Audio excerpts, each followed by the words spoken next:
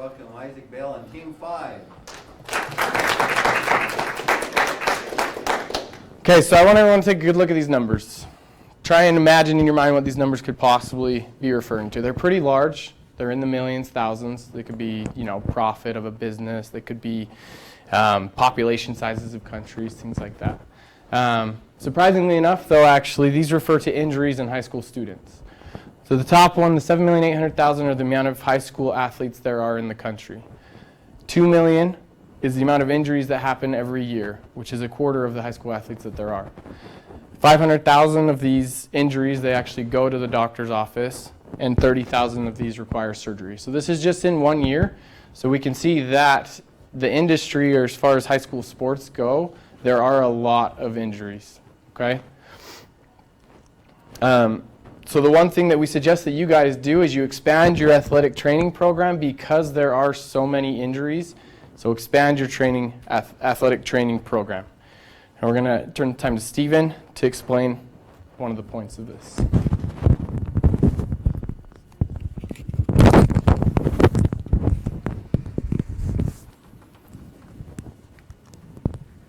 Replace part-time athletic trainers. Part-time athletic trainers don't provide all the benefits that the high school athletes are requiring. And sometimes schools will have an athletic trainer who's just a gym teacher or a PE teacher, and they don't have the proper qualifications or the training to be an athletic trainer for that school or for those students. Other times, the teachers or the coaches are the athletic trainers, and coaches are meant to be coaches. They're supposed to push the students harder to perform better at their sports. Their goal isn't the same as what an athletic trainer's goal would be, which is to keep all the athletes safe. And so coaches are coaches. They shouldn't be fulfilling a role of an athletic trainer. An athletic trainer is more qualified because they have the proper knowledge and they're able to provide the proper care when an athlete is injured or when an athlete is getting ready for a game. They can help prepare them. So one of the schools is Orem High School in this area, and they've got a part-time athletic trainer. They could really use a full-time athletic trainer, so this is one area where we should grow our athletic training program. A quote by Douglas J. Casa, who's a PhD and athletic trainer. It says, "At the high school level, there should be an athletic trainer at every high school in America so that you have a medical person in charge of the care in terms of prevention, recognition, and treatment of the medical condition, so you don't have the coach being the one to render care and make the decision on what the condition is." Another quote from the mother of a student who was actually killed in a head-to-head collision in a high school football game. Her name is Lisa Feller, and she started the Feller Foundation, Matthew Feller Foundation, which was her son's name. She says, "The coach is there to coach the kids in playing a great game. The athletic trainer is the one person on that field whose primary goal is to keep the athletes safe. Nobody else has that as their primary focus. Only the certified athletic trainer has that for their main goal." The benefits of having an athletic trainer are that the students who are athletes are able to receive the proper care. Many schools currently have athletic trainers, but need new ones. This is where Tanner's going to take over.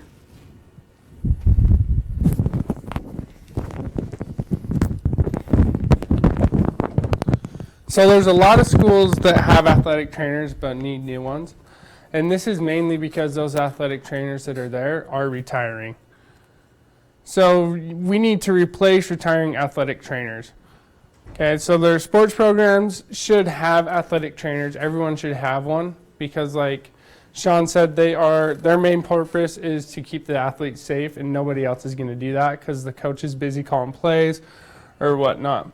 Younger trainers focus on prevention. Back in the day, it used to be just, well, as soon as you got hurt, we'll take care of you. But a lot of athletic trainers are now switching over to, okay, let's prevent injuries instead of waiting for them to happen and then take care of them. So the newer procedures and better results. When I played high school sports, we actually had an athletic trainer who retired. And what happened is basically our health teacher came over and said, well, I'll be your athletic trainer for the couple seasons. And you could really tell that there was a fall off because the other guy was focused on prevention. He was helping us like get more limber, more flexible, so that injuries wouldn't happen, when the other guy basically just knew how to tape an ankle. So when we would get hurt, he would go and he would try to tell you what was going on, but he wasn't certified and didn't really know. So that's why we need to focus on replacing trainers who are retiring.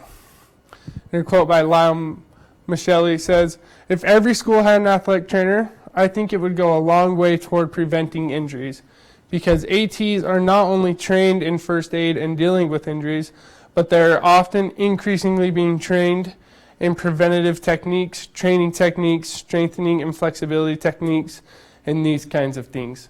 So it's just like any other medicine. For example, 10 years ago, if you tore your ACL, you were done. Now, if you tear your ACL, you are playing the next season and you have a great season. So it's, as medical research is increasing and we're getting smarter, so are ATs, and they're being better trained. So they're helping on preventing injuries instead of curing injuries. Now we're going to pass the time over to Rick, and he's going to talk about our next key point.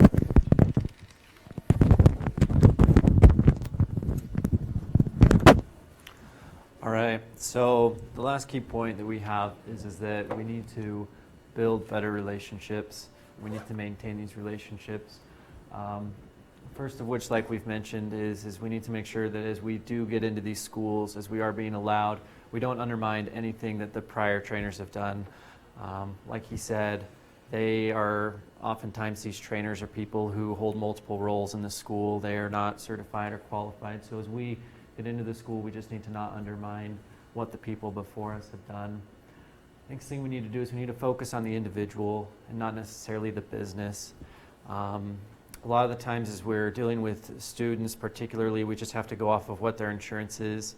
And so while for the business aspect, we might want to refer them to IHC facilities, we have to also focus on what's best for the individual, realizing that their insurance might require them to go to like a Timpview or Timpanogos Hospital rather than an IHC facility. So rather than focus on, our goal and our business, we need to focus on the needs of the individual. One of the things Outreach is we do offer free injury clinics on Saturdays. Doctors and physical therapists are at these clinics, to just help, the trainers to help students better understand how to take care of their bodies. Referrals are profits. Ultimately, this program that we're implementing is based towards the students, and within 2 simple surgeries from one school, we can pay for this program for the entire year. And just another school that's opening up is Skyridge High School. This is an excellent opportunity to start, building and growing within Alpine School District. They currently haven't decided which way they're going to go. They've only hired a principal and a secretary. They haven't worked too much on their staff, so it's a great opportunity and not only to start with high schools, but also to start with Alpine School District. So let's remember and focus on the 3 key points, and Sean's going to take it over, kind of do a recap for us. Yeah, so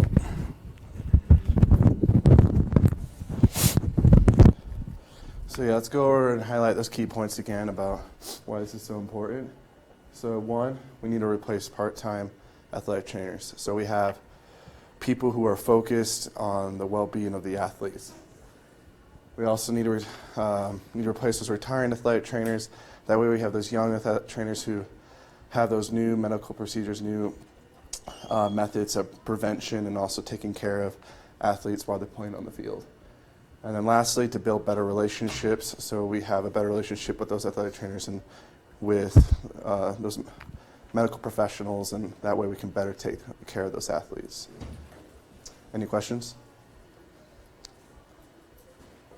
All right, thank you. And once again, expand your athletic training program. Okay. How's your time? 9:26. 9:26, okay. Feedback, were the audience, was it clear? Were they giving it to us, the general audience? You feel like it was focused and flow? I just have a question. So, what are you guys working in Mountain Healthcare? You're like, where's Stephen been? Okay. Yeah, so we went to Intermountain to address the problem that they have of their program needs it to expand. They're just not sure how they want to do it. So we took the problem and came up with some solutions for them. Who will you be presenting this to there? Who's your contact? His name is person? Brent. He's the one who's kind of in charge of the program for the whole southern region, which is 7 hospitals. It's based on the program that they have down in Dixie and the one up in Salt Lake at Tosh. They're Tosh hospitals. So they're just trying to get it going down here, and they've kind of had a slow start. Do the Salt Lake schools have more trainers that are there? The Tosh Hospital is the best in the state for providing physical therapy, and so their athletic trainers that they work with there are really well known. They're the best in the, like I said, best in the state. And so But do the schools have trainers there that are assigned to them, or are they still trying to implement the same thing? they've already implemented it. They've got it down to a science where they've been making, they know exactly how much money they're making from each school based on providing the athletic trainers themselves. Up there. That's good. Let me ask the audience, well, I don't know, what other feedback from the audience first, and I'll ask you a question. I think one thing that could help your presentation is, like, for example, you mentioned like to replace part-time is, I don't know if you have the means or the abilities, but to like actually go around and find out which schools around have part-time and give them the exact school names. I know you mentioned Orem, but like find out all the ones. Yeah, we know. Those We are all have the ones, them all. but there's not very many, and that's Uh-huh. why, that's one thing that, because a lot of schools already have their athletic trainers, and that's why they don't want to go in and like replace full-time ones that are there. So Okay. Orem High, because they've done some research, and so we already went and talked to him, and so there's really not that many, but they think that once they get in, replace that part-time trainer, maybe others will kind of follow suit. Okay. So they only really had 3 or 4 in Utah County area. Okay. that But needed- he did know which ones Yeah. were, Okay. and so we knew. Yeah, I think it's good to identify what's your target market, who needs the help. Do they have trainers that are available to go in from their staff to do that then? From Intermountain staff? Yeah, Yeah, that's what they do. They that's what we're hoping to be able to. yeah, they pay the salary for the athletic trainer, but they make sure that the athletic trainer stays at the school instead of at their facility. I was just gonna ask that question, so Intermountain's gonna be paying the trainers too? Yeah. Yeah. I mean, it's a valuable service, and you've established it was a strong opening, you know, with your numbers. It's astounding how many injuries, a lot of athletes, but what, a third of them get injured? And not very many of them get treatment done. I mean, some do, but there's a lot of them that just absorb it. I'm one of those. Yeah. And I've gone 35 years with my ACL snapped. The Might wanna get procedures that and the solutions are, I ought to enroll in high school again and get the attention of the trainer. Can we recommend Intermountain for your procedure? Yeah, Intermountain is a good, good place, a good recommendation. I'm just thinking, think about, you know, the flow, the information is good, and as you do it more, you'll get stronger, more confident. Think about what's your best way to do your transition. It was almost twice. One would give it, and then the next one would come in and give it. So you may want to just introduce the next person and let them ask the question. I mean, you can either introduce them with that question or let them do it, but do it one, not twice. But Yeah. So, and that's, you know, you guys have to decide as teams what's going to be your best flow. But Mhm. excellent information. I don't know if you have any graphics you want to add in here to make it interesting for them. But they've seen a lot of I was injuries. just gonna say, they've probably seen enough, probably sick of seeing all that. You know, whether maybe you put blood or. Just a lot of blood on it. Anyway, I just got a think of picture. what's going to add some interest, but your slides were very well done. Make sure on your last one that they're all 3 key points. It looks like there was an adjective or an adverb that was missing. Go Oh, back. yeah, I to- think we missed, I think it's replaced. Yeah, It's replaced. replace, trainer. yeah, Okay, yeah. just one word, but just Okay. think that way. Okay, very good. Let's give them a hand.